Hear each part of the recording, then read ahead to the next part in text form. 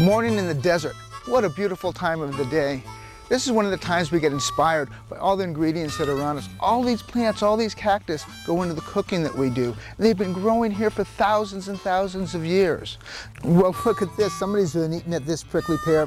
Well, we're going to be eating some of these too. Actually, today we're going to use the fruit from the prickly pear, the tunas, to make a sauce. We also use the cholla buds. We use the saguaro blossoms. We make a syrup from the saguaro blossoms. In July, the saguaro blossoms, which are the state flower of Arizona, are ready to harvest. Now, this is not an easy thing. We'll harvest acres and acres of blossoms off the cactus at night because it's too hot to go out in the morning in July, and then boil them down in big cauldrons in the middle of the desert to make saguaro blossom syrup. When we get back to the restaurant, I'll show you how we use it. This is the cholla cactus. It's really pretty, isn't it? It's also formidable. There's all these little stickers in here. But this is a great source of food too. After this cactus flowers, the buds form. We take the buds, dry them. Of course, we take all the stickers off. Then we saute them with a little bit of butter. There's all sorts of ways to cook them. You wouldn't think this, but they taste just like asparagus. So this is kind of fun. These are some of the things that we got out of the desert this morning.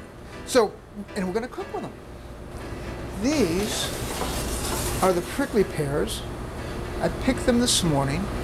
I made a prickly pear syrup, but not a prickly pear syrup that you'd put on pancakes. This is a prickly pear syrup we're going to put on meat. This stuff here, this is the saguaro blossom syrup. We saw the saguaros, we talked about it takes acres and acres of saguaro blossoms to make a little bit of syrup. So this is what it yields. Remember those cholla buds we saw this morning? That's what these are. These have been dried.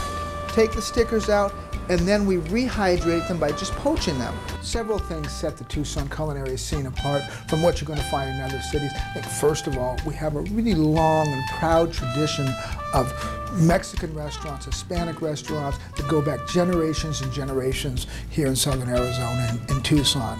Now, against that backdrop, you have the newcomers, guys like me. I came here in the early 80s and immediately learned a real respect for the ingredients of the region, the culinary heritage of the region, and it really makes Tucson a great restaurant city, great place to eat out.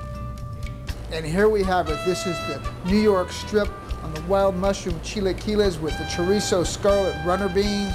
We've got our corn crumb that's melting into the beef, the prickly pear syrup, saguaro blossom syrup, and the cholla buds that we sauteed in a little butter and garlic. Now, these are the flavors of Tucson. Let's eat. I'm Janos Wilder. Thanks so much for joining me today. Now you know a little bit about what we have to offer you in Tucson. Great foods coming from the desert. I look forward to seeing you when you come to town.